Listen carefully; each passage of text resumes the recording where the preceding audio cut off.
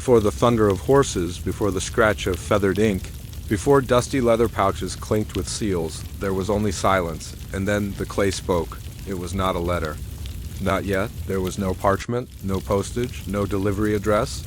Only wet mud cut with the end of a reed, drying slowly in the sun. Around 2400 BCE, in the ancient city of Ebla, kings wore linen and scribes bent their backs. Before smoky lamps of someone pressed symbols into a tablet and handed it to a messenger. The courier, perhaps a slave or a servant, clutched it like a precious stone in walk days, maybe weeks to another city baked in Mesopotamian heat. The tablet read simply, "Grain received, debt owed." This, historians whisper, was the earliest known postal record. Not a story, not a love letter, an inventory. Boring in the same way dust is boring, always there, coating everything, unremarkable unless you pay attention. Postal history was never meant to entertain, it was built to endure. The Babylonian system that followed was not elegant. There was no stamp, no colorful postbox, just stone roads, slave feet, wax seals, and military muscle. Letters moved only for kings or bureaucrats. No one wrote to their aunt about a sore tooth. Nobody sent birthday wishes. There was no romance. There was only empire. The clay tablet became standard. Some were wrapped in clay envelopes, yes, an envelope made of more clay. A scribe would inscribe a message, then enclose it in another layer, baked and sealed. If tampered with, the outer shell would shatter. The message would be broken. Bureaucracy, it seems, has always leaned toward paranoia. Postal workers of the era were government agents, often soldiers, and always expendable. Messengers were sent across deserts with a letter in one hand and a dagger in the other. If they were caught or intercepted, they were killed. Not because the message mattered, but because the system mattered. A message lost was a crack in the empire. Even then, control was everything. And the system, if we stretch the term generously, was slow. It could take a month to deliver a message across a few hundred miles. Couriers might die en route, their corpses found gnawed by jackals, the tablet still clutched in bony fingers. Sometimes the recipient would never know the sender had even written. Imagine this. A king issues a command: build a wall, send more grain, execute a noble land weeks later. The tablet arrives, chipped from the journey. The city is already burning, the noble already dead. The wall never even begun. And so the letter, irrelevant now, is catalogued, archived in a storeroom, forgotten. Thousands of such tablets lie buried beneath the ruins of Mesopotamian cities. Archaeologists dig them up and read. Sheep transferred, 17 owner, Enlil Zeri. Or delivery delayed, reason, flooding. These are not the stuff of drama. There are no secrets, no revelations. It is paperwork in baked form, and yet, the empire ran on it. Postal history, in this sense, is anticlimactic. It is the story behind stories. Like scaffolding behind a cathedral, it was never meant to be seen, only to hold the weight. But it is there, always there. By the time of Hammurabi's code, the postal system had become institutionalized. Royal messengers were given official insignia tokens that proved they were not criminals, but servants of the crown. These messengers were feared. To obstruct them was treason. To kill them, a death sentence. And yet they were invisible in the annals of history. No epics were written about postal riders. No statues carved, they were the nameless. The footnotes. And perhaps that is why postal history feels so boring, because it has always hidden behind the more dramatic parts of civilization. War, love, revolution. But remove it, and nothing moves. No orders, no supply lines, no communication. The heartbeat of empire, quietly pulsing beneath the noise. The Akkadians improved the system. Sargon of Akkad the Great Unifier created royal roads and assigned scribes to handle correspondence. He ruled over what may be the first true centralized postal network. Messages moved between cities under his command, not by whim, but by routine. It was the birth of postal bureaucracy, and with bureaucracy came dullness. Records from this period are astonishing in their mundanity. Inspect grain, send sheep, cancel shipment. The human soul, it seems, took a back seat to logistics. There is no poetry in postal clay, no fire in its lines. And yet it shaped the fate of kings. The postal system of Babylon didn't die with the fall of empires. It mutated. Assyria, with its ruthless efficiency, weaponized mail. Messages were sent not just to inform, but to threaten. Comply or be crushed, a tablet might say. It was not merely a system, it was a signal of dominance. By 700 BCE, under Ashurbanipal, the postal system had become terrifyingly efficient. Horse relays were introduced, posts set every 30 kilometers. Couriers would ride, change horses, and continue. A message could travel over 600 miles in 5 days, a speed unheard of in previous centuries. It was the Assyrian Express, and it changed everything. But still, the content of the messages remained. Deathly dull orders, transfers, tallies. It is perhaps the most tragic irony of postal history that the faster we made communication, the more boring the content became. Velocity does not guarantee excitement. It only guarantees arrival. And yet, within the boredom lies the blueprint of civilization. Behind every great event, every battle, every alliance, there is a quiet letter, a message dispatched, a seal broken, a courier vanished. So when you think of history of great conquerors and crumbling walls, remember the letter that ordered it all. The dull, dry tablet, the dusty messenger, the unassuming path across a parched plain. Postal history is boring, unapologetically so. And yet it is the spine of empire, and we have only just begun. You're listening to a story about the very first postal service. In the beginning there was silence. The great King Cyrus the Great ruled over many lands, including some 30 million square kilometers of sand. He'd conquered it all from his horse, riding through scorching plateaus and date palm oases. His empire stretched from Central Asia to the Levant. It was the largest the world had ever seen, and holding it together required organization. Lots and lots of organization. So the king set about creating the first real postal system. Its purpose was simple: collect taxes. Bureaucracy was Cyrus's tool of choice, and the satraps ruling his provinces were expected to raise a certain amount of silver each year. Otherwise, they'd get replaced. Fast. This meant moving messages quickly through the empire, and not by horse. The terrain was too punishing. Cyrus's couriers rode camels instead, following well-worn trade routes and making change in local currencies. Every province had a treasurer's office, and when a courier arrived, they'd present a sealed leather pouch. Inside was a clay tablet with the king's stamped seal, like an official rubber stamp. Breaking the seal was a crime punishable by death. And when the tablet was opened, it held not a love letter, but numbers, instructions for the treasurer. How much to collect, where to send it, when to deliver it, all highly, very boring. In addition to riding camels, couriers also sailed ships on the Persian Gulf and the Sea of Marmor. The Royal Navy kept watch over international trade routes, protecting couriers from bandits or weather. If a ship sank, another was dispatched immediately. Nothing was more important than speed. Once the treasurer had completed the transaction, they received a new pouch. The silver went to Persepolis, the capital, and the message went out again, perhaps as far away as Lydia or Ecbatana. The couriers moved the tax revenue and the royal edicts. The rest of the empire was up to the satraps. Over time, the system improved. Royal post houses sprang up along trade routes, offering weary couriers fresh mounts and hot meals. Even the alphabet was standardized, reducing the time it took to record information. What else could be done? Cyrus had already invented the postmark. Each satrap was assigned a symbol, which couriers stamped onto the back of the tablet after completing their transaction.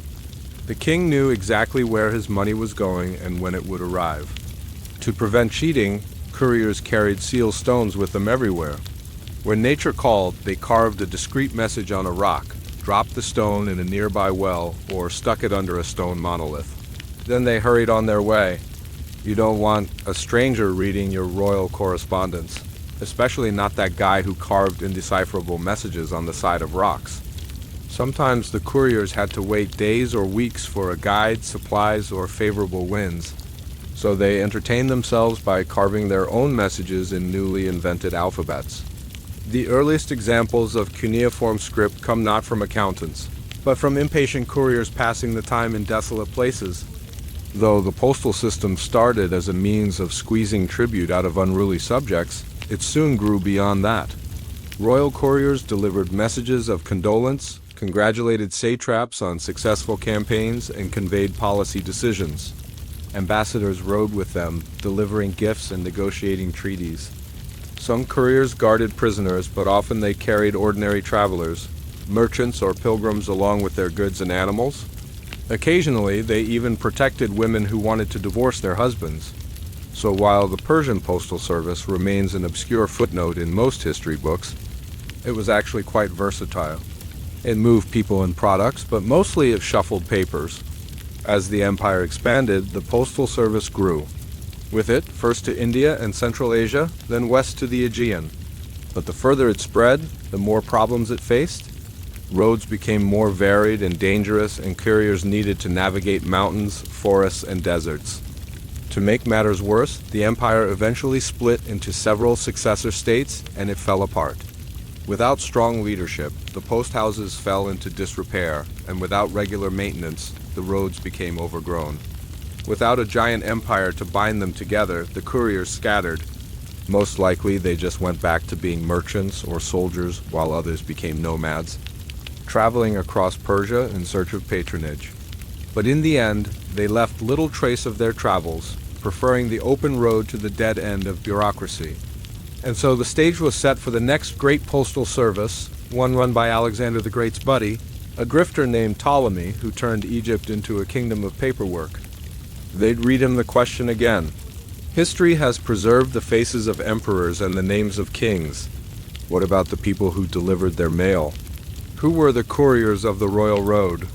Who were the 99.9% of history's silent workers whose labor kept empires running? They don't even have a name anymore. The old Persian word for them is gone, overwritten by waves of conquerors. But their deeds linger. They delivered the mail. And in the 5th century BCE, that was the most important job in the world. Achaemenid Persia, the first great superpower, was an idea that startled the ancients. To the Greeks, it seemed absurd that a single power could stretch from the Aegean to the Indus. How did the Persians do it? How did they keep so many people so far away under one king? Well, part of it was the road. There was a road, ancient and long, that once stitched together 100 forgotten cities. It ran from Sardis in the west to Susa in the east, 1,600 miles of dust, heat, and silent duty. It was called the Royal Road, and it was the spine of the Achaemenid Empire. It was the world's first superhighway, engineered by necessity and fueled by ambition. For Darius the Great, the king who christened it, the road was a way to tame his unruly inheritance. It connected governors, armies, trade, and above all, communications. With a stroke of his royal scepter, Darius could dispatch a messenger to the farthest reaches of his realm and receive an answer before sunset. Or at least that was the theory, but the road wasn't enough. To fulfill its purpose, it needed more than just stones and string. It needed life. When Darius ascended to the throne, the Persian Empire was a jumble of disparate peoples and regions, a patchwork quilt of cultures and languages.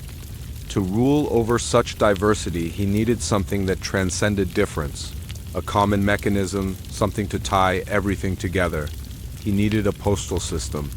So, under his reign, there came into existence what many believe to be the first organized, professional postal system in history. They called it the Angarium, which means mounted messenger. And it had no cute uniforms, no stamps, just men, horses, stations, and orders. Ride fast, do not sleep, deliver the king's words. And what were those words? Boring. The Angarium was designed to move messages, not poetry. It carried administrative edicts and logistical orders, not love letters or pleas for mercy. For example, here is one royal missive dispatched by Darius. The barley stored at Ecbatana has not been accounted for. A full report is expected. Or this one from Persepolis. Horses missing from royal stables, replace immediately. These messages, wrapped in leather or tied to the saddlebags of galloping messengers, thundered across the empire with all the drama of a misplaced spreadsheet. In fact, the Angarian resembled a well-oiled machine more than a romantic adventure. The Persians divided the royal road into sections, each about 15 to 25 miles apart. and stationed mounted messengers at regular intervals. These couriers, typically 2 per station, would mount fresh horses and race toward their destination, delivering the message to the next station before retiring. The process repeated again and again until the message reached its final destination. On average, a new rider took over every 80 miles. But speed was not the only priority. If the courier arrived breathless and exhausted, the message could be ruined. So each station along the road had water and fodder, spare animals, and a rotating staff of riders whose entire lives were devoted to the sacred art of message delivery. But make no mistake, it was not glamorous. These men were not heroes. They were tools, replaceable, often forgotten. Even their title has faded into dust. The Persian term for these mailmen is gone, but their system? That endured. The speed of delivery was astonishing. Some reports suggest a message could travel the full length of the Royal Road in just 7 days. 7 days to cross a continent. And what did it carry? Most of the time receipts, warnings, administrative updates, requests for audits. Postal history, once again, proving that the fastest things in the world often carry the dullest messages. Still, the Persians took their mail seriously. To interfere with a message, delay a delivery, or damage a letter was a crime punishable by death. This wasn't because the messages were emotionally important. No one was mailing birthday wishes. It was because order depended on it. And for Darius, order was sacred. The Angarium helped him manage an empire that stretched from modern-day Libya to India. Without it, the entire system of satrapies, provinces ruled by governors, would collapse. Taxes wouldn't be collected, troops wouldn't be mobilized, grain wouldn't arrive. And so these dry little messages, carried by wine-burned men on half-fed horses, became the bloodstream of the empire. Even in warfare, Persian mail remained boring. In the Greco-Persian Wars, the system was used to alert distant provinces, call for reinforcements, or issue logistics commands. And yet, none of these messages, as recorded or imagined, carry the flavor of drama. They're functional. A commander doesn't scream across a battlefield. He sends a memorandum about tent shortages. And yet, ironically, this crushing dullness is what made the Persian postal system a marvel. It worked consistently, tirelessly, day and night. Through sandstorms, mountain snow, and across rivers, the couriers didn't question their mission. They didn't interpret the letters, they delivered. And if a letter was late, someone, often the courier, died. Over time, this reliability became legendary. Greek generals, Roman engineers, and later Islamic scholars would marvel at the system. Not because it was creative or beautiful, but because it was efficient. It was the original express shipping label. And yet, the courier, galloping through a moonless desert, clutching a dull royal order, he believed he was doing something sacred. Because in a way he was. Civilization is not built on love stories. It is built on delivery confirmations. The Royal Road stretches on, not just across geography, but across time. Its echoes found in every highway, every mail route, every late-night delivery truck. We often think of empires falling with a scream, but often they fall with a letter that never arrives. In the first episode of our series, we talked about the Persians and their incredible postal infrastructure. They created an incredible logistical system to ensure messages and goods moved quickly throughout their empire. But not all empires and civilizations are Persian. The Greeks did things differently. If the Persians mastered the art of silent administration, the Greeks brought noise. Athens, the shimmering marble heart of democracy, philosophy, and public chaos, had no postal service. At least not in the way we imagine. There were no official relay riders, no state-funded couriers, no sealed satchels moving quietly through the night. Instead, the Greeks turned to the oldest and most unreliable method of message delivery, other people.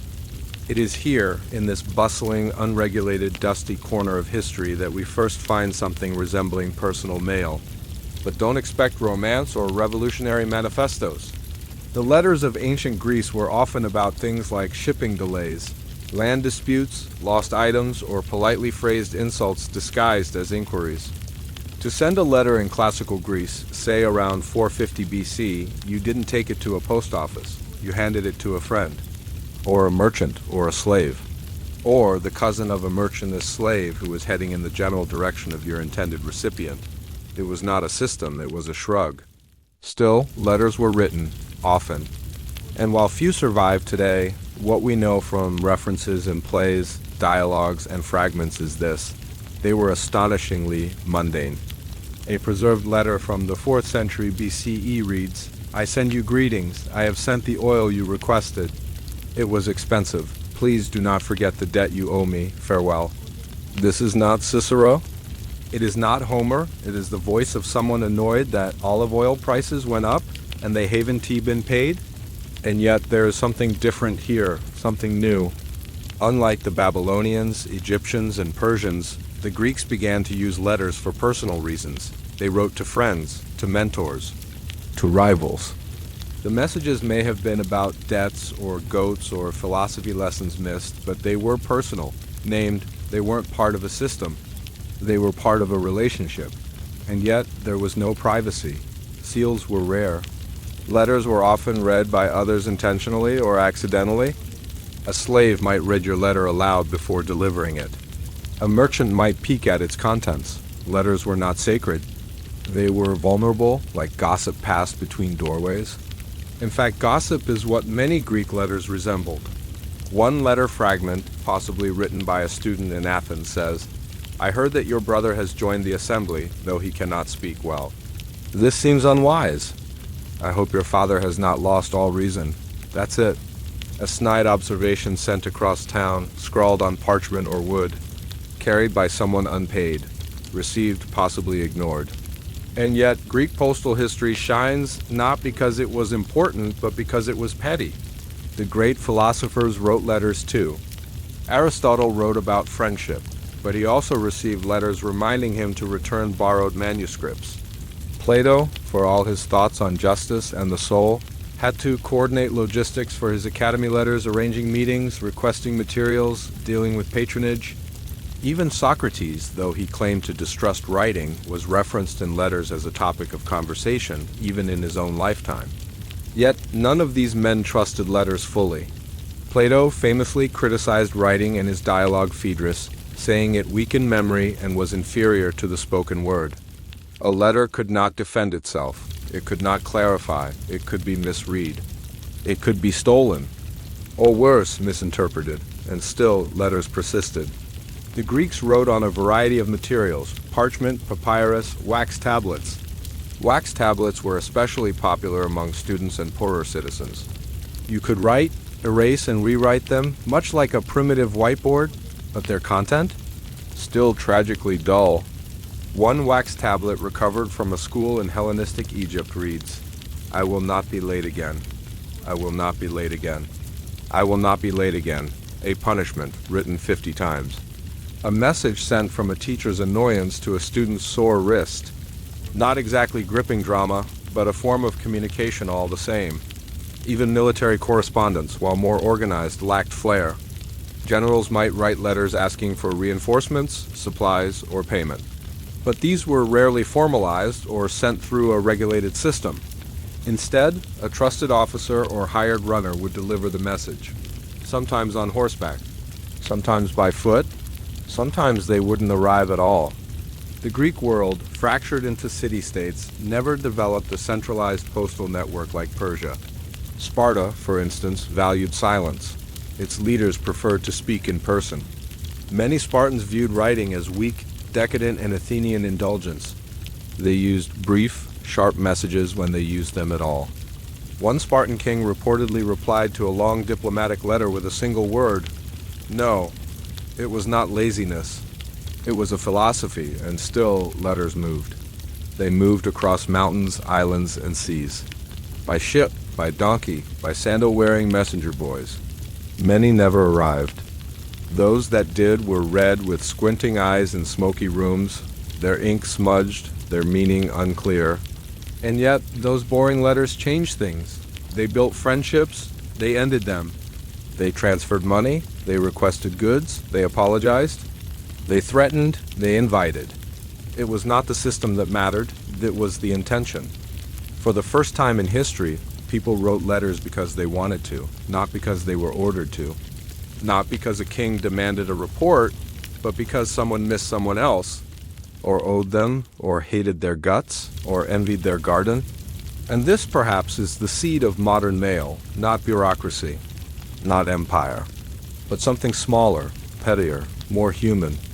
For more on ancient missives, stay tuned.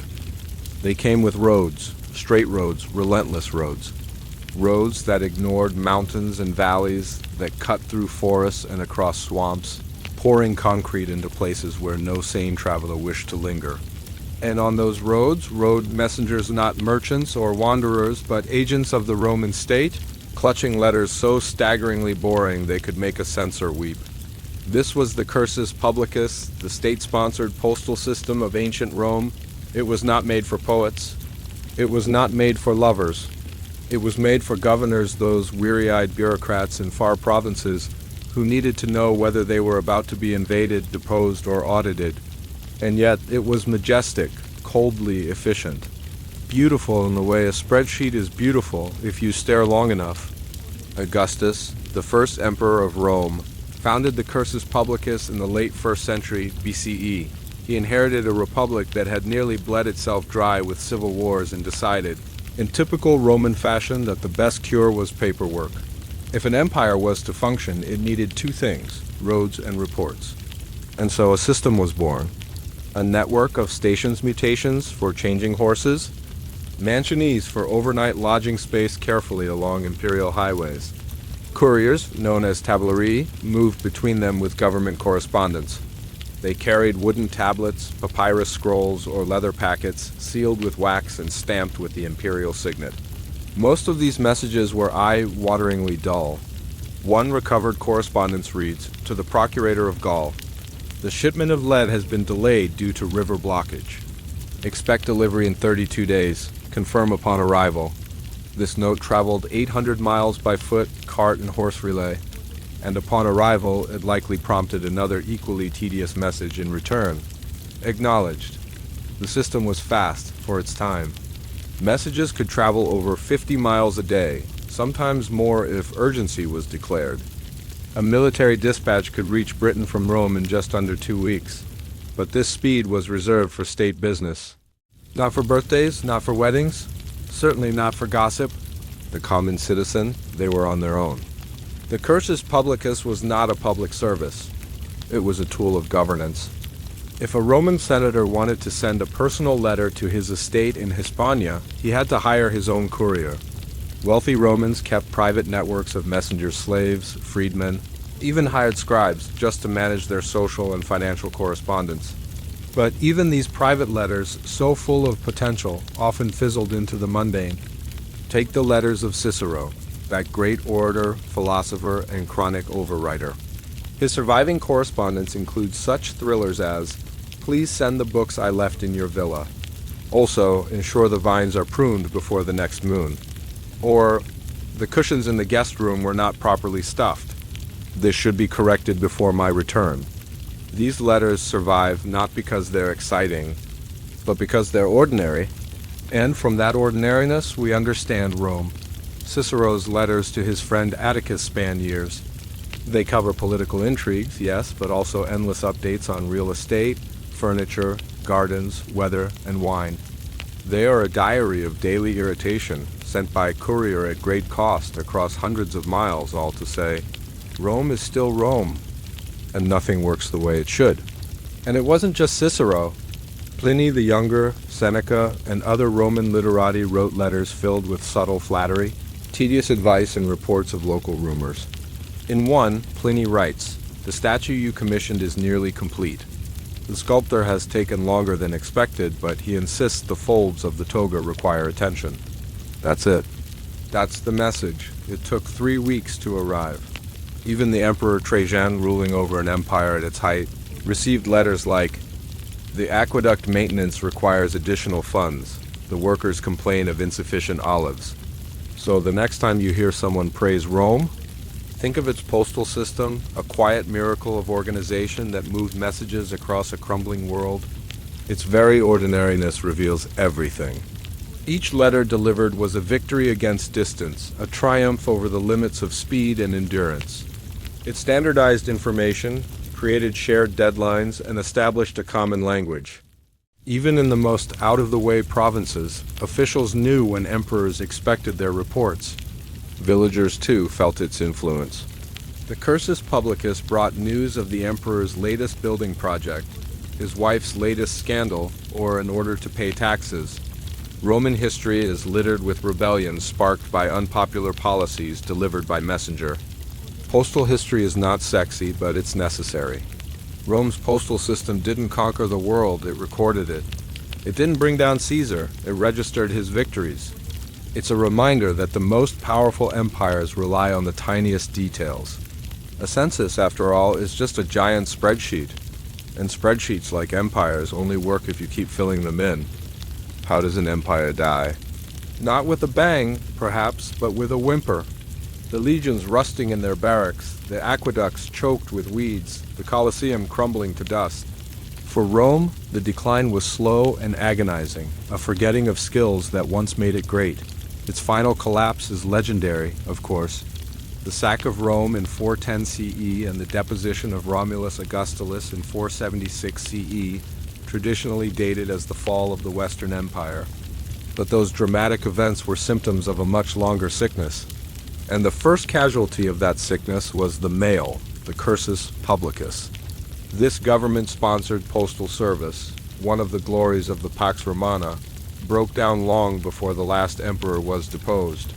And the death of the mail, far from being an obscure footnote in history, tells us much about the nature of empires, the meaning of decline, and the importance of boring technology. In its heyday, the cursus publicus connected the far corners of the empire, carrying dispatches from the remotest provinces to the emperor's court and back again. Horsemen rode out from Rome to distant Lugdunum, modern-day Lyon, where they would switch to fresh mounts and continue their journey.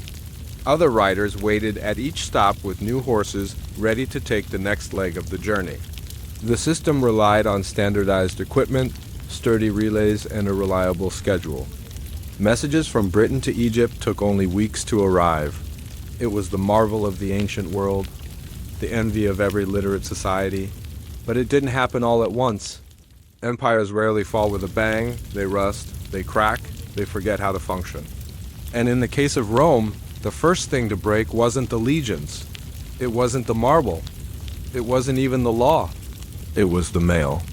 As the Western Roman Empire sagged beneath the weight of its own bureaucracy, the mighty cursus publicus, once the envy of the ancient world, began to slow, just slightly at first. A missing horse here, a delayed report there, a station abandoned because bandits had moved in. Messages that once arrived in a week now took a month. Sometimes they never arrived at all. By the 4th century CE, letters carried across the empire began to feel less like communication and more like whispers into fog. The emperor still sent orders. The governors still wrote their replies. But the couriers, once tireless, now feared the roads. Gothic raiders, Hunnic incursions, and collapsing economies turned once paved highways into haunted trails. And the messages? They never changed. A letter sent to Ravenna in 408 CE reads, "The grain shipment from Africa has not arrived. The stores are low. What action shall be taken?" By the time the letter reached its recipient, if it did, the situation had already changed. The city may have starved or been attacked or both. The reply, if sent, would be equally outdated. Postal history in this age becomes a study in delay. It is a slow death, boring, undramatic, not a scream but a shrug. In the Eastern Empire, later known as Byzantium, the system limped along longer. Constantinople still received dispatches from the provinces. Horses were still exchanged. Messages still arrived with imperial seals. But even there, cracks formed. One 5th century letter from a provincial bishop complains, "My letter to the capital remains unanswered. I have written again and again. Perhaps a third time will carry the weight." It didn't. The glory days of the cursus publicus, when Roman administrators could send detailed orders from one end of the empire to the other, had faded. What remained was a patchwork of privately arranged deliveries. Merchants traveling between cities would sometimes carry messages, so would monks or pilgrims or even actors. Trust became more important than speed. The official network was too expensive to maintain. Station after station was defunded or deserted. Relay horses were stolen or eaten. The empire, hemorrhaging money, could no longer afford reliable delivery of its own decrees. And still, messages were written. Letters survived. But more often than not, they never arrived. One letter, found near the ruins of Lugdunum, written by a Roman official around 450 CE, reads, "I have written 3 letters now. I do not know if you are dead or merely indifferent, but I am told the roads are no longer safe. This is not a war cry. This is not the fall of Troy, it is administrative despair." A man shouting into the void with a quill.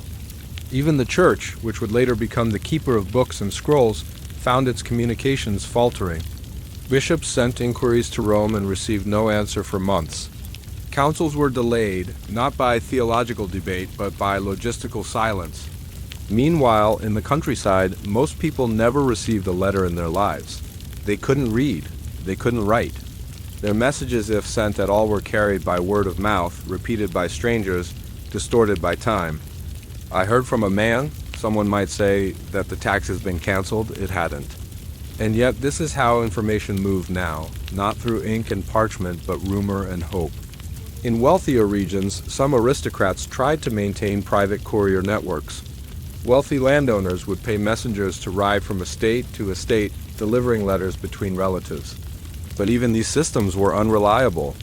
A letter could be intercepted, stolen, misplaced, or simply ignored. The decay of postal delivery in late antiquity mirrors the decay of trust. If a message cannot arrive, then a command means nothing. If a letter cannot be read, then authority dissolves. The barbarians' dash, called by the Romans, did not destroy the mail system. They simply walked through its rotting skeleton. The roads were still there, the stations crumbling but visible. The idea of communication still vital, but the infrastructure? Gone. And what of the messages themselves? What did they say in these final years before silence? Many of them are heartbreakingly ordinary. One reads, "To my son, in case you return, I have kept your dog, though it is very old now. The fig tree bore fruit this year. The villa is empty without you." It was never delivered. It was buried under ash and rubble. Forgotten until an archaeologist brushed it clean centuries later, there are no dramatic announcements.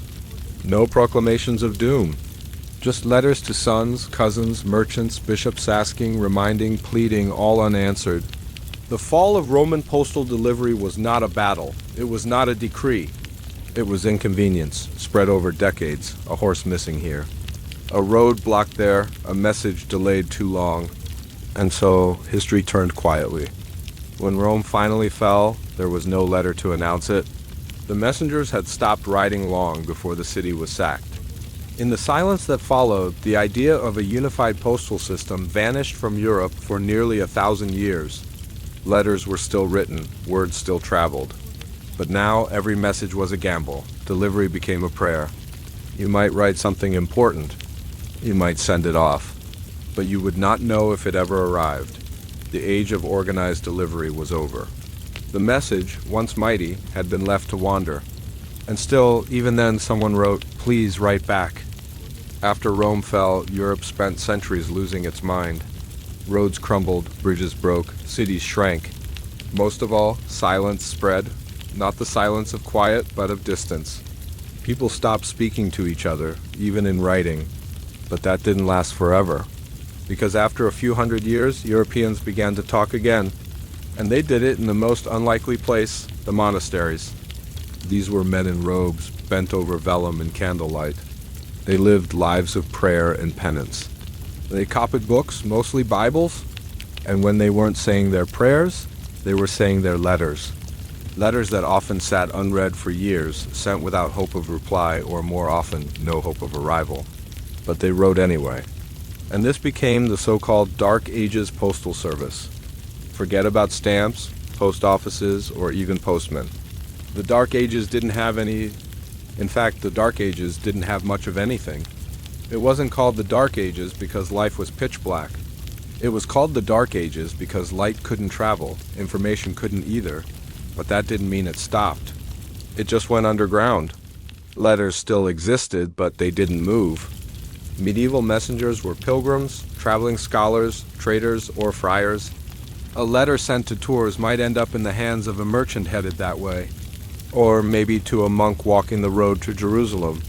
Most letters stayed hidden in some abbey until a visitor arrived looking for supplies, a bit of news, or perhaps just someone to talk to. If you needed to send a letter, you didn't go to a post station.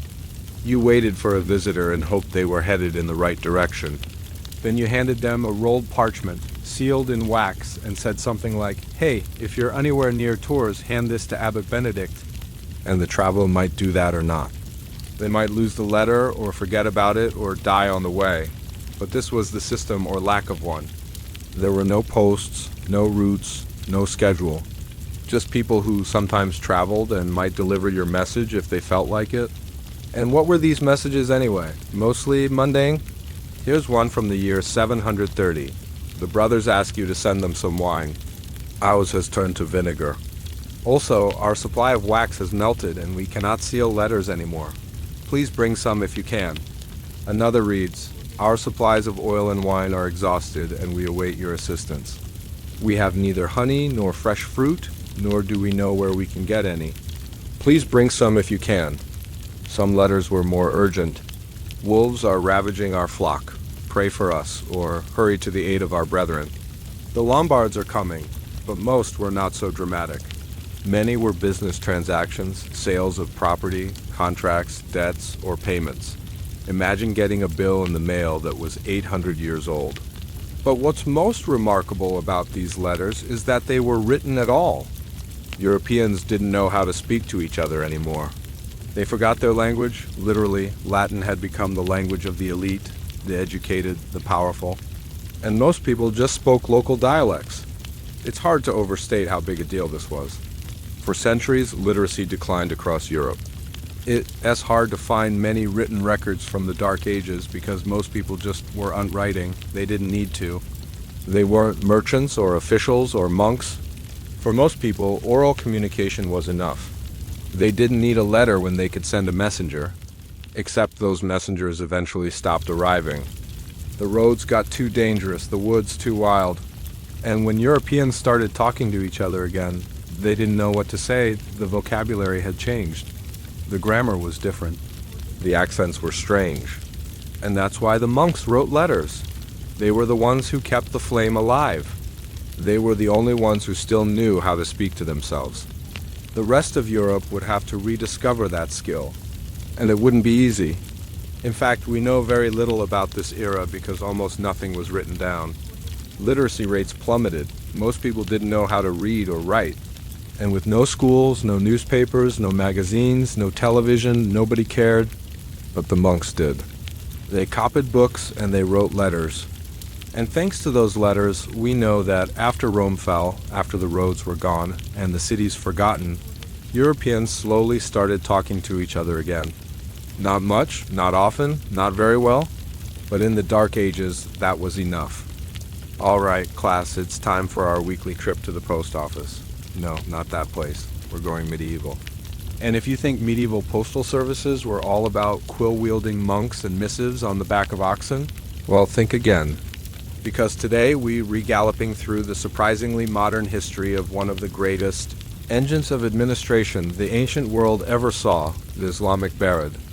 By the 7th century, as the Prophet Muhammad had driven the early Muslims out of Mecca and into a rapidly expanding caliphate, that is, a kind of bureaucratic state ruled by a single leader known as the Caliph, the fledgling Muslim community found itself governing more and more people over greater and greater distances. By the 8th century, the Abbasid Caliphate established its capital in Baghdad and ruled everything from Spain to Central Asia, and ruling that required lots of paperwork, which required getting that paperwork from here to there reliably and quickly. Hence the bird, which literally means the fast runner, and is also the name of the professional rider who delivers the mail. In fact, by the time the Abbasid Caliphate established its capital in Baghdad in the 8th century, the bird was already humming along. There were already stations set up every 20 miles or so along major trade routes from the Maghreb to the Indus. where horses stood ready for the caliph's riders to mount and ride until the next stop. Meanwhile, the bird post stationed lookouts along the route to signal when a rider was approaching so that another horse could be ready and waiting at the next stop. And these posts often included clerks whose job it was to record every letter that came through, when it was sent, where to, and who from, and then wait for the return rider to record when it was picked up and delivered. Every rider was timed. Every delay was recorded. And the whole system was designed to move as many letters as possible as fast as possible. At its peak, the bird wasn't just moving letters, it was gathering intelligence, monitoring governors, reporting on whispers from the edge of the realm. But it didn't feel like espionage, it felt like paperwork. A lot of it. But to understand how revolutionary this system was, let us pull the camera back a bit and see how most of the world handled mail around this time. During the Middle Ages in Europe, for example, news and information traveled by word of mouth or through informal networks of traders and pilgrims. As a result, everyone assumed that long-distance communication was slow, unreliable, and expensive. And in Europe, the first attempts to create a postal system stumbled along, delivering maybe one letter per village per year. So if you were a merchant in Damascus or a scholar in Samarkand and you wanted to send a letter to your cousin in Cairo, you were on your own. Hire a camel driver. Beg a passing pilgrim. Seal it with wax and hope. Meanwhile, the caliph's officials kept logs of everything that moved through the bird, some of which have survived and provide a fascinating glimpse into the inner workings of medieval administration. Letters from governors to caliphs, from generals to scholars, from astronomers to irrigation inspectors, all survive in these records, which offer a window onto a surprisingly modern system of governance. For example, in one letter, an official from the Western Frontier reports that he has detained 2 men carrying forged letters of credit. He asks for instructions. The caliph replies, "Forged letters are to be confiscated. The forgers are to be put to death. You are to submit a full report." Not exactly Watergate, but also not exactly a peasant asking for prayers. These were working, breathing channels of information connecting a vast and diverse web of subjects to the heart of the empire. And the letters themselves are unfailingly dull. No love sonnets, no rants against tyranny, no secret plans, just quiet, earnest reports and requests. A letter from a judge in Khorasan, for example, reads, "Tax revenues are arriving late. Please remind the farmers of their obligations. Remind them that failure to meet their quotas will incur penalties." Another advises, "The roads are in poor repair. Travel is dangerous. We request assistance with repairs." And another, "We have received your directives regarding the new bridge design. The engineers are reviewing the proposals. This isn't the stuff of legend, but it is the stuff of empires. You want to know what happened in the Islamic world? Read the Barid. Oh, and one other thing. Want to send a secret message? Wrap it in 2 layers of writing. One visible, one only revealed with vinegar or heat. Or fold your letter in a specific pattern that indicates who the recipient is, so that when the letter unfolds, the message reveals itself. Don't worry though. Counterfeit prevention was really complicated. Early Islamic bureaucrats took it seriously. So while Europe whispered in candlelight, struggling to send messages beyond its crumbling walls, another world was rising. A world of minarets and domes, of paper and postmarks. A world where bureaucracy blossomed in the dry heat like date palms after rain. That's all for this week, class. See you next time.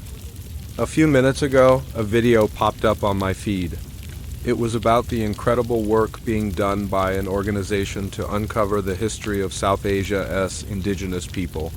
Their work is amazing, but what really got me was the comment section. Now look, I'm used to criticism. Some people don't like my sense of humor. Some people don't like my politics. Some people don't like my singing. But this was different. This was hate speech. The comments were racist, they were vile, they were targeted. And worst of all, they were effective. The video was removed. The creator took a break, and I thought to myself, well, that's it. I'm done. What's the point? Then I got an email from the founder of the platform. She wanted to know how I was doing. We talked, we strategized, and now we're making this video together. Look, hate speech is everywhere online. It's hurtful, it's dangerous, and it works. But we're not going to let that stop us. You see, our mission is to make history come alive. And history is full of hate speech. Hitler's speeches, Mussolini's rants, the Red Scare, the Salem witch trials. Hate speech is as American as apple pie. But we don't shy away from it. We confront it, we challenge it. And in doing so, we learn how to fight back against it today.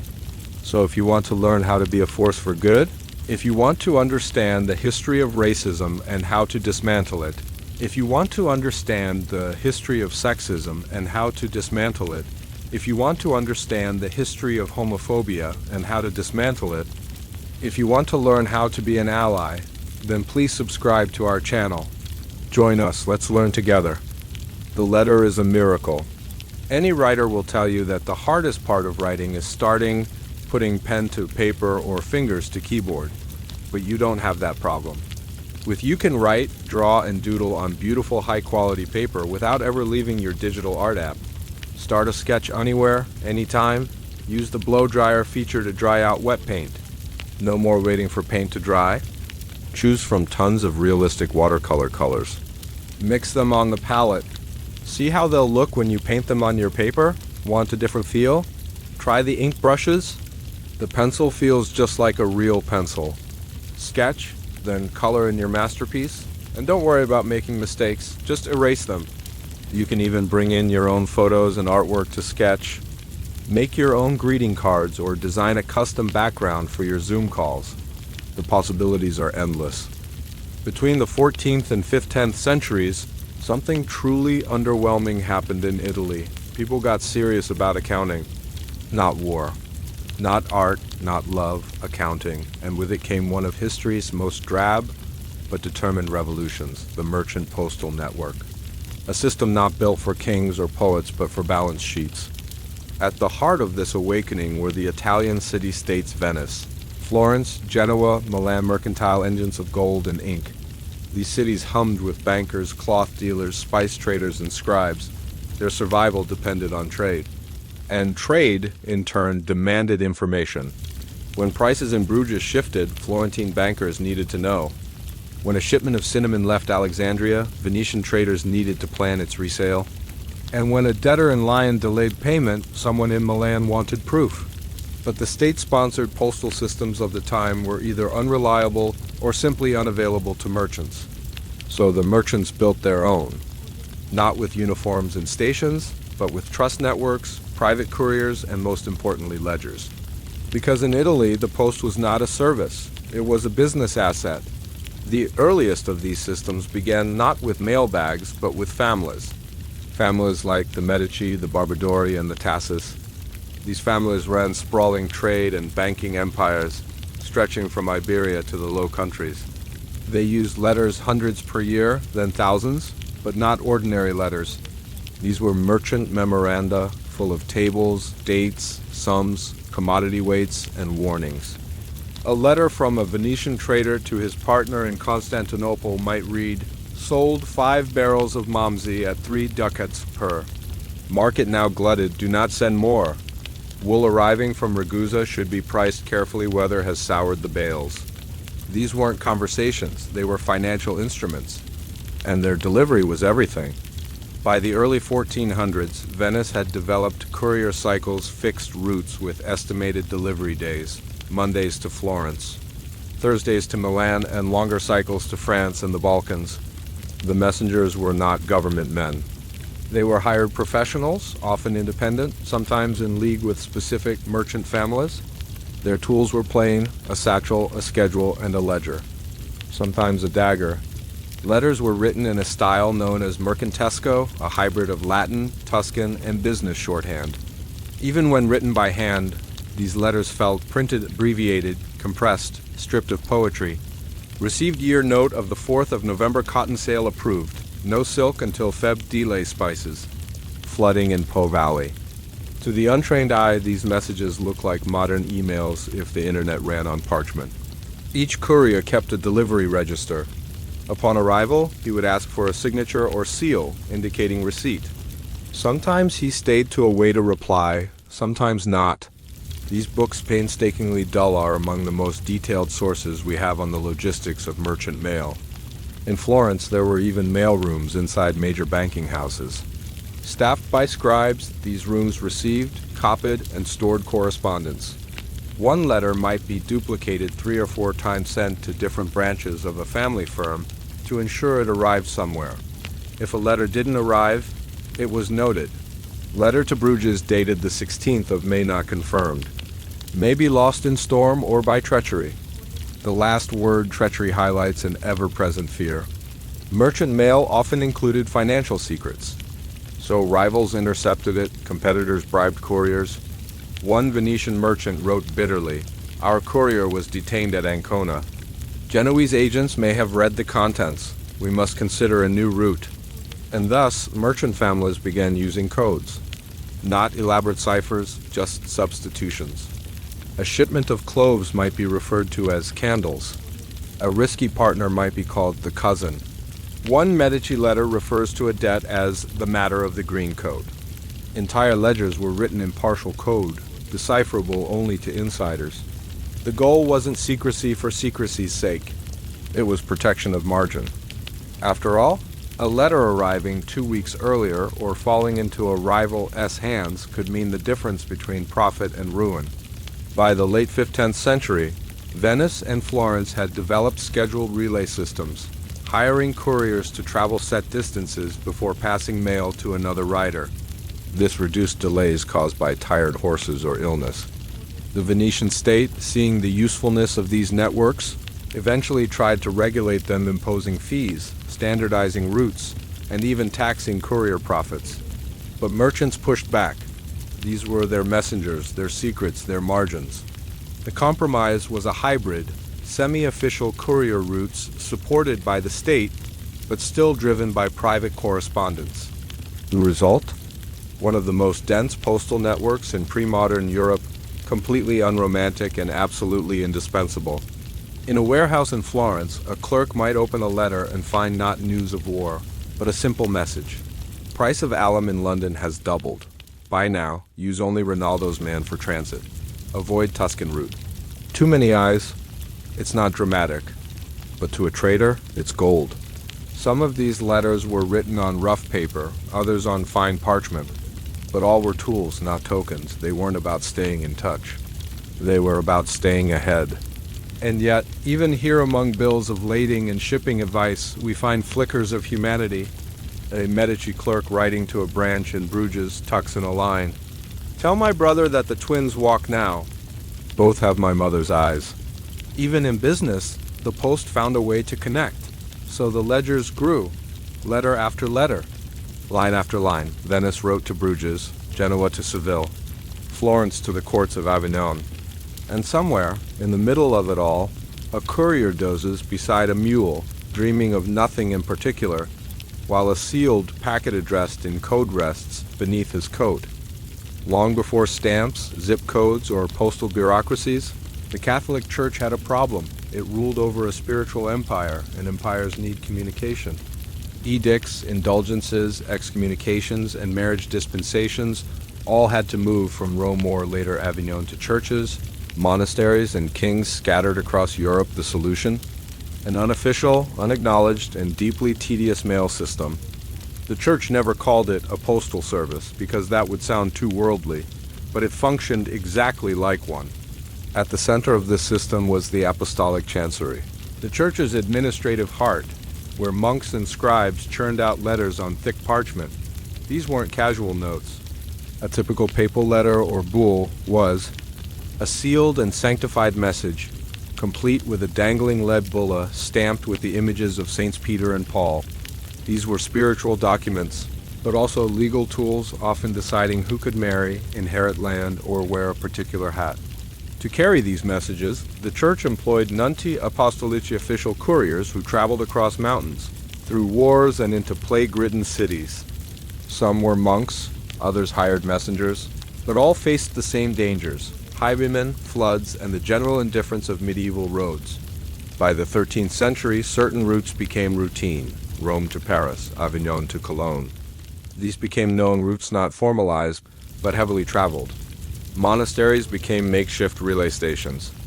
Letters were wrapped in oiled cloth to resist weather, and often duplicated in case they were lost. And yes, the Vatican charged for this holy FedEx. The Church published pricing tables, fees for parchment, fees for writing, sealing, copying, and, of course, delivery. A marriage dispensation could cost you several florins, depending on how far the letter had to go. Despite its importance, this mail system had all the delays you'd expect. One letter might take 3 months to reach Poland. Some couriers were robbed, others got sick. Occasionally, the Vatican issued second or third copies, literae duplicata or triplicata, just in case. The letters themselves were stunningly repetitive. Most began with the same phrases, to ensure the memory of the matter, and ended with flowery blessings. Hundreds of variations were produced daily. Scribes developed templates, and by the 14th century, entire chancery staff could churn out indulgences as mechanically as receipts. The Church even dabbled in secrecy. Particularly sensitive letters about heresy, church politics, or controversial clerics were sometimes marked confidential or coded with nicknames understood only by insiders. By the time Jan Hus received his papal summons in 1414, the system was well oiled. He read the letter, he obeyed it. Weeks later, he was burned at the stake. The papal post had succeeded, delivered, sealed, executed, right on time. Long before stamps, zip codes, or postal bureaucracies, the Catholic Church had a problem. It ruled over a spiritual empire, and empires need communication. Edicts, indulgences, excommunications, and marriage dispensations all had to move from Rome or later Avignon to churches, monasteries, and kings scattered across Europe. The solution? An unofficial, unacknowledged, and deeply tedious mail system. The Church never called it a postal service because that would sound too worldly, but it functioned exactly like one. At the center of this system was the apostolic chancery, the Church's administrative heart, where monks and scribes churned out letters on thick parchment. These weren't casual notes. A typical papal letter or bull was a sealed and sanctified message complete with a dangling lead bulla stamped with the images of Saints Peter and Paul. These were spiritual documents, but also legal tools, often deciding who could marry, inherit land, or wear a particular hat. To carry these messages, the Church employed nuntii apostolici official couriers who traveled across mountains, through wars, and into plague-ridden cities.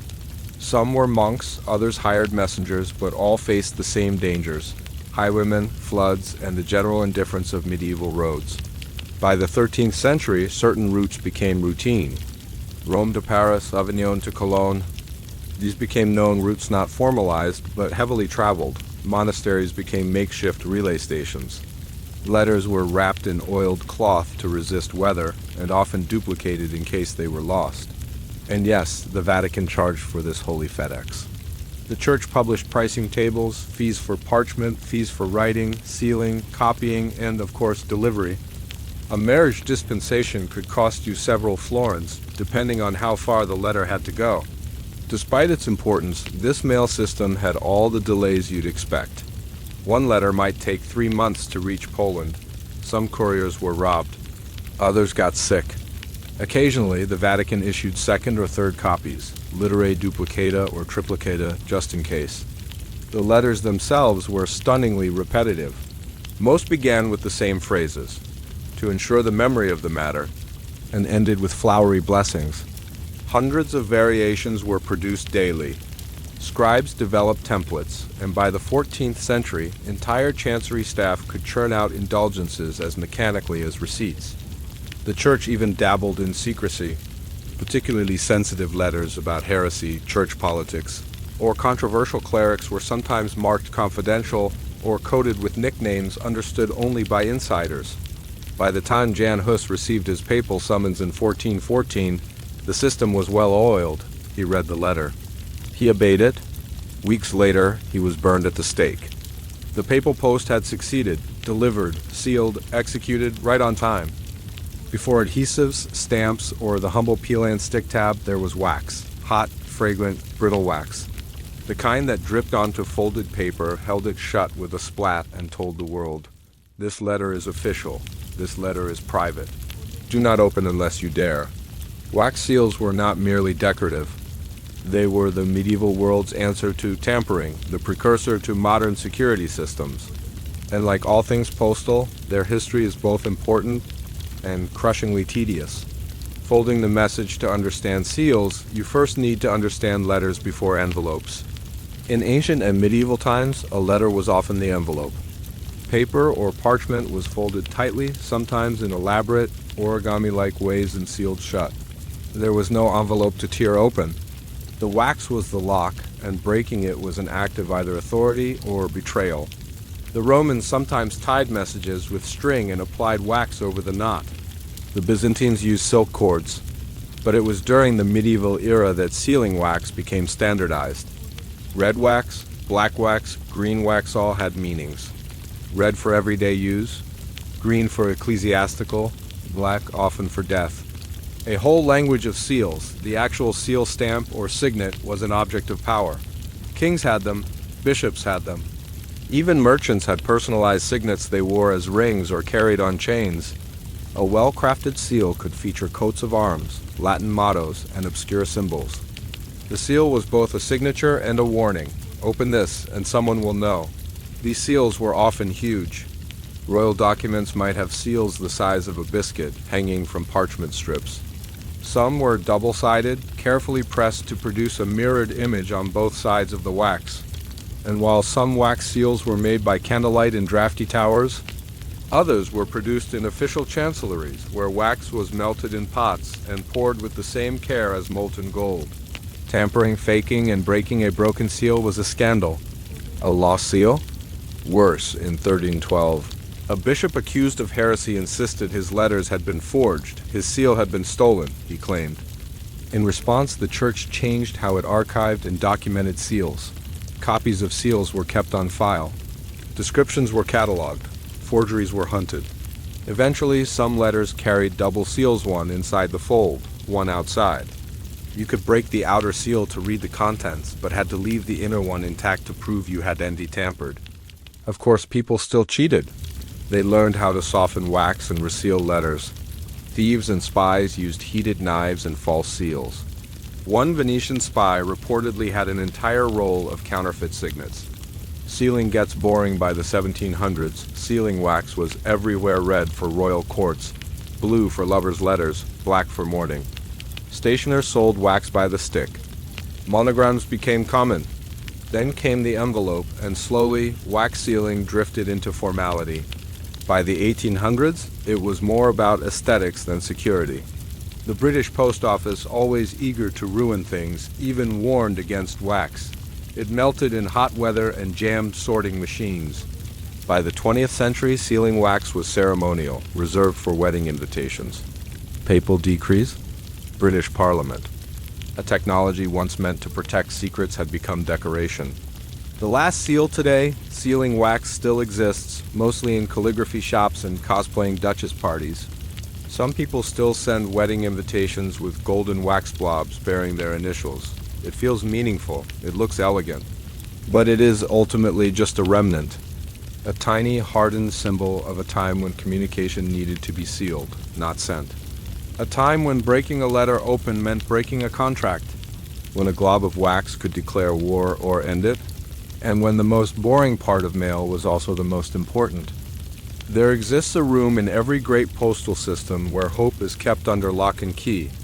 Not big hopes, not royal declarations or thrilling secrets, but small ones. Everyday hopes, a birthday card that never made it, a letter to a lover whose address was smudged in the rain, a money order with no return address. Welcome to the dead letter office, a cemetery of the postal world, a place where mail goes to be forgotten. The great question of lost mail for as long as humans have been delivering letters. There's been one persistent problem. What happens when delivery fails? Sometimes it's a house that no longer exists. Other times it's simply a bad address, a wrong number on a street that ends in farmland. Maybe the recipient died. Maybe they moved to a different continent. Maybe someone spelled Philadelphia like Fidelphia. When no return address was included, and this was common in the 18th and 19th centuries, the letter couldn't go forward, and it couldn't go back. It had to go somewhere. And so governments created the perfect bureaucratic invention, the dead letter office. The office of unread mail, the British dead letter office, was formalized by the late 1700s. The United States created its version in 1825. France had one, Austria had one, even the Ottoman Empire had one. Their job? Simple. Sort the unsortable, unmask anonymous writers. Decode addresses written in chicken scratch. Open sealed letters and see if any clues were inside carefully, legally, respectfully. Most of the time they found nothing. Just lonely, undecorated letters. Dear Uncle, I hope you got my last one. Or, Ma, I'm coming home. Nothing to work with. No return address. No name. No future. Opening Pandora's envelope opening letters was no small task. It required authorization and discretion. Postal clerks, usually gray-haired and unimpressed, were trained to read personal correspondence without reacting. No laughing, no weeping, no telling. Sometimes the letters held money coins, banknotes, even gold. If no sender could be identified, the money was collected and funneled into central postal funds. Sometimes the contents were bizarre. Coconuts mailed without packaging, turtles with tags, a prosthetic leg, a live skunk, a single shoe with a note saying, "This is not a joke." Everything ended up in the dead letter office, and most of it stayed there. Burn, auction, forget in the 19th century, the British and American dead letter offices began destroying undeliverable items, burning them, shredding them, pulping the paper. Objects were auctioned in public sales, advertised in newspapers as if they were exotic curiosities. You could buy someone's unopened parcel and hope it contained something valuable. You were more likely to get buttons, hairbrushes, or tattered children's books, and yet people came in droves.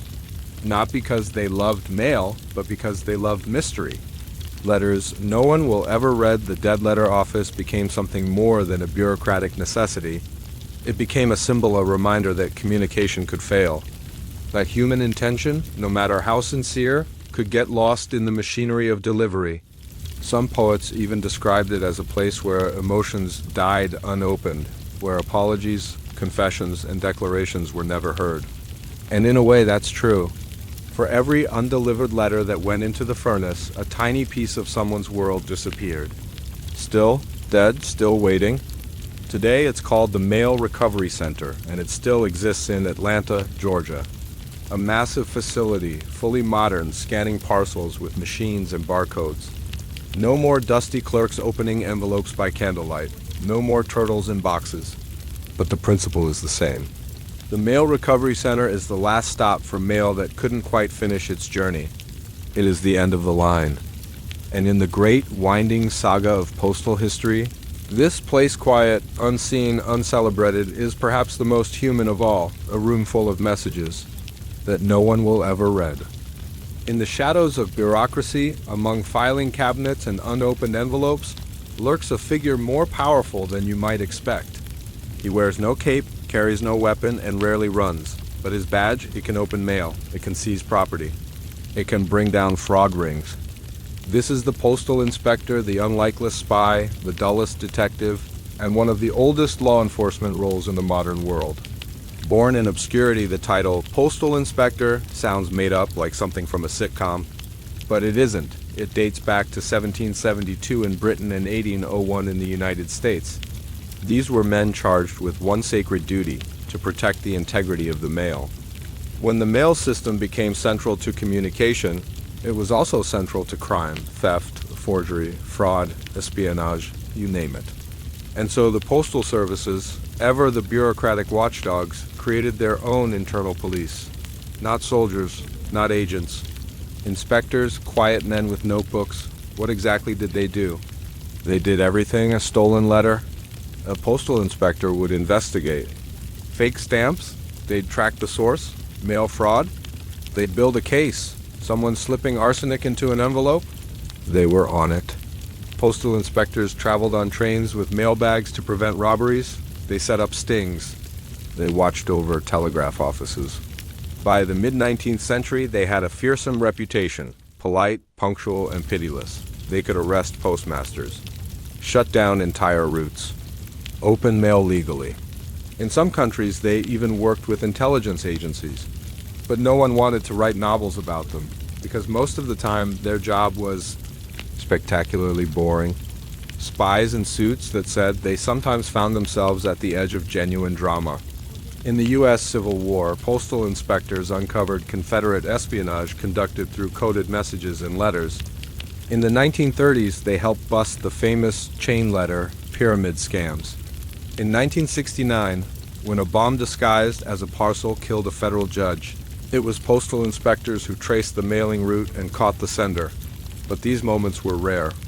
Most days, the inspector's life consisted of spreadsheets, stackouts, and stamps. Long hours reading suspicious letters, interviewing confused senders, filing reports on envelope texture. And they were deadly serious about it. The badge nobody recognizes even today. There are over 1,200 postal inspectors in the United States. Their agency is older than the FBI. They carry guns. They wear plain clothes. They've infiltrated smuggling rings and investigated dark web marketplaces, yet no one knows they exist. You could be standing next to one in line at the post office, and you'd never guess that they once helped convict a mailman who was hiding 200 pounds of letters in his garage because he felt overwhelmed. Not quite James Bond, while other law enforcement agencies got movies and TV dramas. Postal inspectors were relegated to pamphlets and awkward PSAs. The 1951 film Appointment with Danger, starring Alan Ladd, featured a postal inspector as the hero. It bombed because while their work was important, it just wasn't cinematic. No car chases, no rooftop fights, just a man in a gray suit quietly asking questions about a misaddressed envelope. And somehow, that was enough to terrify criminals. The invisible guardians of the mail. Their motto was always the same. Protecting the U.S. mail is a sacred trust, not flashy, not fast, but effective. They stopped counterfeiters, prevented bombings, shut down global scams. And most of all, they made sure your letter arrived safely, even if it contained nothing but a coupon for cheese. In the great hierarchy of spies, soldiers, and sleuths, postal inspectors may be the most overlooked. But they are also some of the most consistently underestimated. And for centuries, they have guarded something incredibly dull, with unrelenting seriousness. In the long, strange tale of postal history, nothing is more ridiculous or more ambitious than rocket mail. Yes, actual rockets. The kind that explode, the kind used for war. There was a time when people seriously believed rockets could replace airplanes, horses, and steam trains for delivering postcards. It all began in the 1930s with Gerhard Zucker, a German dreamer obsessed with modernity and mail. He envisioned rockets bypassing mountains and oceans, bringing faster communication to remote corners of the world. No need for roads or rails, just fire, speed, and engineering. Zucker's first major attempt was in Britain. In 1934, he persuaded the Royal Mail to witness a rocket demonstration in Scotland. It carried 1,200 letters. It exploded midair. The future of rocket mail fell from the sky in flaming bits of correspondence. The British declined further participation, and Zucker returned to Germany, dreams reduced to smoke. Meanwhile, India had already beaten everyone to the punch. Earlier in 1934, Stephen H. Smith, a stamp collector turned amateur scientist, launched the first official rocket mail flight. It carried mail across a river in Sikkim roughly 100 meters. Unlike Zucker's, it didn't explode. Smith went on to conduct over 200 such launches. Most traveled tiny distances, sometimes just across fields or lakes, but each was treated as a step toward a new postal future. Then came America's boldest experiment. In 1959, the U.S. Navy and the Post Office teamed up. A Regulus cruise missile was loaded onto a submarine, packed with 3,000 letters. It was launched off the Florida coast, flying 100 miles to a naval station. It worked, technically. The Postmaster General called it a triumph. But the cost of one missile launch far exceeded the value of any letters inside. And there was the awkward fact that they'd used a military weapon to deliver mail. It wasn't scalable. Or safe. The truth was simple. Rocket mail didn't work. It was expensive, dangerous, inaccurate. Rockets couldn't land gently, and when they didn't, they destroyed their cargo.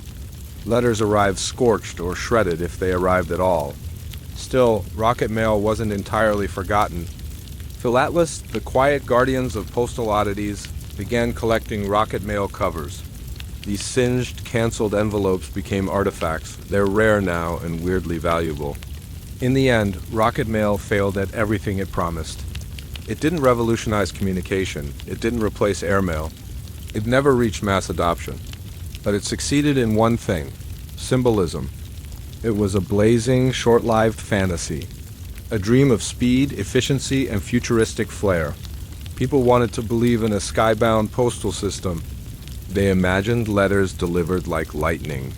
Instead, they got fireballs, failed tests, and some really confused goats in remote villages. In the saga of boring postal history, rocket mail is the loudest chapter. Not because it changed the world, but because it tried so hard to matter and ended in glorious bureaucratic failure. Before airmail, before railways, before highways, there was water. Vast, endless, inconvenient water. Oceans, rivers, and lakes were the veins of empire, and the mail had to float. For centuries, if you wanted to send a letter, you didn't hand it to a postman, you gave it to a captain, a mailboat, a creaky ship that smelled of brine, gunpowder, and ink. And if you were truly unlucky, you had to wait weeks or months because your letter was stuck on a floating post office, adrift on the currents of imperial boredom. The mailboat-age mailboats weren't optional. In island nations and scattered colonial holdings, they were the only way to connect civilization, however loosely defined. The Royal Mail Packet Service, started in 1786, was Britain's way of keeping far-flung colonies on the same page, literally. Packet boats, small and fast, carried official correspondence between Britain and its dominions. They were often targets of pirates, privateers, and storms. Crews were underpaid. Ships were overworked. And mail was soggy, missing, or occasionally turned into makeshift bandages. Still, packet boats became essential. Without them, no instructions were sent, no taxes were collected, no governors recalled, and no one got their birthday cards. Floating post offices by the 19th century, nations began turning boats into actual post offices. India, for example, had the Bombay Floating Post Office, where clerks sorted mail as it traveled up and down the coast. This wasn't just nautical novelty, it was a solution to endless logistical headaches. Sorting mail on land took too long. So why not sort at sea? Germany did the same on the Rhine, so did the Dutch, so did Brazil. There were even postmark stamps that read on board, proudly declaring their aquatic origin. But the most iconic? The Canadian mailboats. In Nova Scotia and Newfoundland, ice would cut off entire villages for months. The only way to deliver mail was by ice-breaking vessels that traveled treacherous. Icy routes just to drop off a single canvas bag of letters and maybe a magazine. It was slow, dangerous, boring, and beautiful. Wet, lost, and late mailboats had one job: carry mail safely across water. They failed constantly. Storms capsized ships, fires sank steamers. In 1909, the RMS Livonia, a mailboat in the Azores, ran aground. The crew survived, but the mail was lost to the Atlantic. In many cases, the mail was never found, and yet the postal services soldiered on. They replaced ships, they charted new routes, they printed replacement stamps for letters that never arrived. Mail had to move even if it had to float for weeks to do so. Mailboat races by the 20th century, mailboats weren't just functional, they were competitive. In Bermuda, the Bahamas, and even parts of Africa, mailboats began racing for contracts. The fastest ships earned better pay. In the Bahamas, mailboats still serve remote islands, delivering everything from chickens to bills to gossip with an air of relaxed inevitability. They are still late, but they still come. A world kept afloat in the age of smartphones. The idea of a floating post office seems absurd. But for hundreds of years, water routes were the internet, the network, the cloud. Every soggy envelope and barnacled crate of mail was a testament to human stubbornness. We must connect, even if it means rowing through typhoons. And somehow that stubbornness still floats. At first glance, stamps are the dullest objects in the world. Tiny squares of paper, a portrait of a monarch, a bird, a flag, a price. That's it. But behind these seemingly harmless bits of stationery lies a quiet, intricate web of coded meaning, political propaganda, state secrets, and national insecurities, all printed in ink, licked into submission and forgotten. Welcome to the secret life of stamp design, a realm where boredom is weaponized and everything means far more than it looks. Every stamp is a message. Stamps are not just receipts for postage, they're microscopic propaganda machines. From the very beginning, starting with Britain's penny black in 1840, governments used stamps to make statements. The penny black featured Queen Victoria, not because she enjoyed mail, but because it was a message. This empire is united, orderly, and civilized. Every portrait, every symbol, every color was chosen with purpose. In colonial territories, stamps were designed to project authority. Native peoples appeared obedient, surrounded by ships, railways, or white bureaucrats. These designs were cultural scripts, printed to reinforce power. Even the value of the stamp, those tidy little numbers, was a form of economic narrative. Inflation, rebellion, occupation. You'd know it all from a country's changing denominations. Hidden messages and steganographic tricks during wartime. Stamps sometimes held secrets. In World War II, both Axis and Allied powers issued forged stamps to spread misinformation.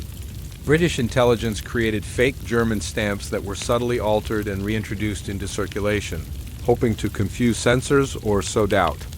Some stamps issued by the Soviet Union had carefully staged photographs.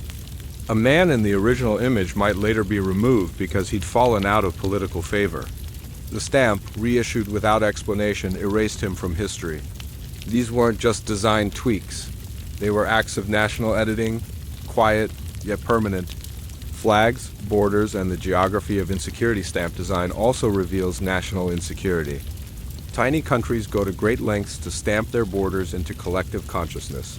Take Kashmir, take Palestine, take Taiwan.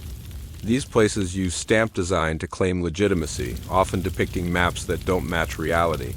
Stamps from Pakistan, for example, have historically included the disputed territory of Kashmir within their national map.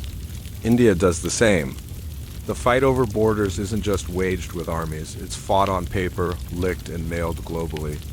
Meanwhile, micronations with no real authority like Sealand or Hutt River issue fantasy stamps, mostly to confuse collectors or delight eccentrics. When boredom becomes power, stamps appear bureaucratic, repetitive, dull. That's the point. They are invisible statcraft so bland that no one questions them. Yet they circulate messages more persistently than newspapers. Every letter sent, every package received, carries a nation's voice, muted but ever present. They're so boring, they're effective. In this sense, postal history isn't just dull, it's diabolically clever. You just weren't paying attention. At the heart of every empire, village, colony, or crumbling dictatorship was one constant: the mail arrived. Until it didn't, in the history of post, the most dramatic moments aren't about delivery, but about its absence. Entire civilizations have known they were finished not when their armies fell, but when the post office closed its doors. Collapse by cancellation.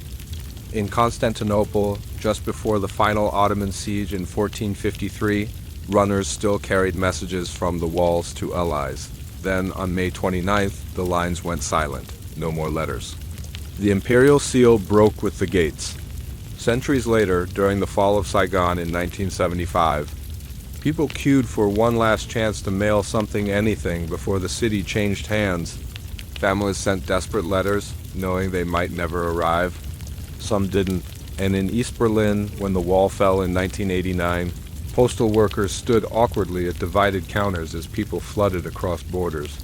Some carried letters they'd waited years to send. Suddenly, those addresses weren't foreign anymore. Dead letters, dead nations, every country, at some point, confronts its end in the mail. When Yugoslavia fractured in the 1990s, the first signs weren't tanks, it was confusion over stamps. Croatian Post refused to accept Serbian ones. Bosnia issued overprints on old Yugoslav issues, awkward placeholders for a state that no longer existed. The mail became a battlefield. Invalid addresses, destroyed postal codes, Stamp collectors holding proof of collapse in their albums. Even in peacetime, death crept in quietly. In 2013, Pitcairn Island, home to fewer than 50 people, nearly shut down its post office. Not from war, from irrelevance. No one wrote letters anymore. The last postmaster considered retiring. There was no one left to replace him. Letters that never came. Sometimes the tragedy wasn't the closure, but the wait. In St. Kilda, a remote Scottish island abandoned in 1930, villagers left a final mailbag with a passing boat. Inside were notes to friends, government forms, and requests for supplies. It was their last message to the world. In the Arctic, stranded expeditions buried letters in barrels of stone. Some were found decades later. Others still wait, frozen in time, addressed to homes that no longer exist. When the network dies, postal history ends not with a bang, but with missed delivery. One day, a mail route doesn't restart after winter. One post office doesn't reopen after a budget cut. One person doesn't get their last birthday card. The silence grows, and yet ... even now, someone somewhere licks a stamp. A letter leaves a hand, a postmark is pressed, a bag is closed. The post survives in fragments, nostalgic,